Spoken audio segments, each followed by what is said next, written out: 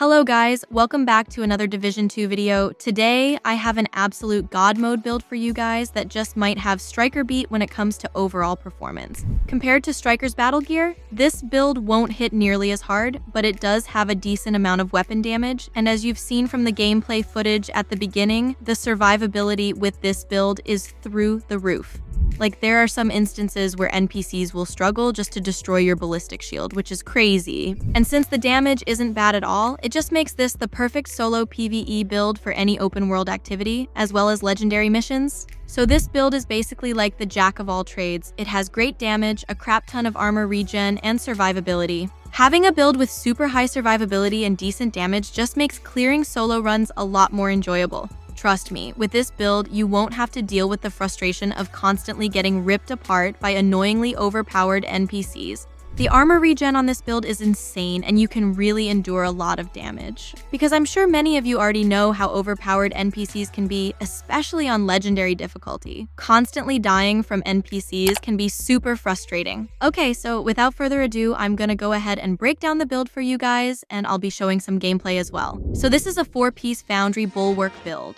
And for the primary weapon, I'm using the Capacitor Exotic Assault Rifle. And for those who may not already know, Foundry Bulwark is a gear set basically designed for survivability. So if we have a closer look, you can see that for 3 pieces, you get 10% total armor, 1% armor regen, and 50% shield health, which are all great attributes for a tank. So it's the perfect gear set for tank builds, and the way I have mine set up adds a decent amount of damage to the build.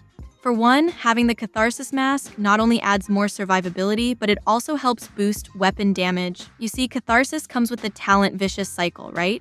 And so by taking damage, you will build stacks of up to 30. Each stack will grant you 1% weapon damage. So at full stacks, you will basically have 30% weapon damage, which is a lot. However, the downside to this, well, it's not really a downside, it just depends on how you look at it. But taking damage at max stacks will trigger a purge, removing all stacks and status effects while dropping a healing cloud which will restore 5% of you and your allies' max armor for a duration of 10 seconds.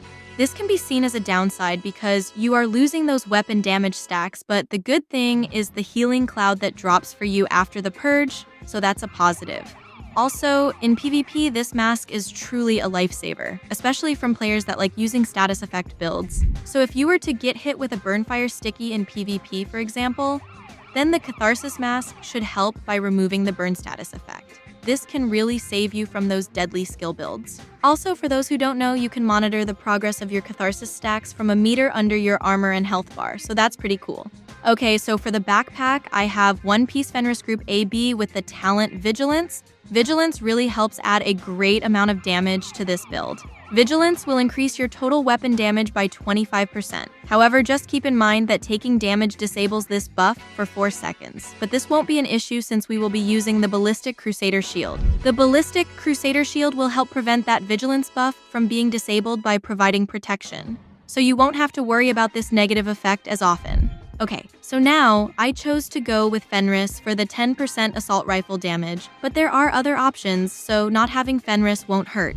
And I'm not gonna lie, finding a Fenris Group backpack with these rolls will be a challenge. Like, with both critical hit chance and damage, with Vigilance, yeah, good luck with that. You would have to say a prayer to the RNG gods, but I just got super lucky. So, yeah. So for those who may not have this backpack, some good alternatives for you are 1-piece Walker Harris, Seska, or Grupo.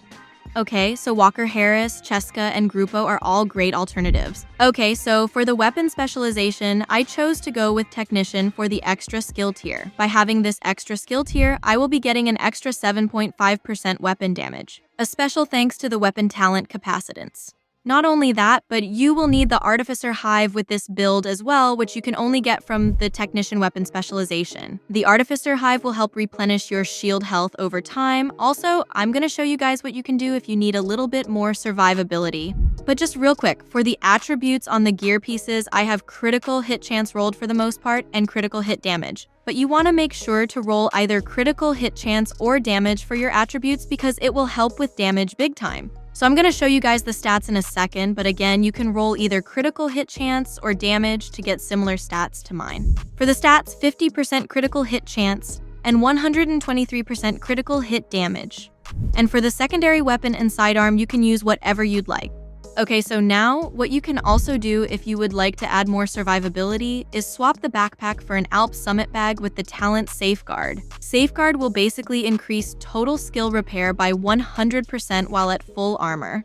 I like to swap to this backpack when I'm running legendary missions for an extra amount of survivability. And by having the Alp Summit bag, not only will I get 20% repair skills, which is great for your shield health, but I'll also be getting an additional 7.5% weapon damage since I have skill tier rolled on it. However, this isn't really a requirement.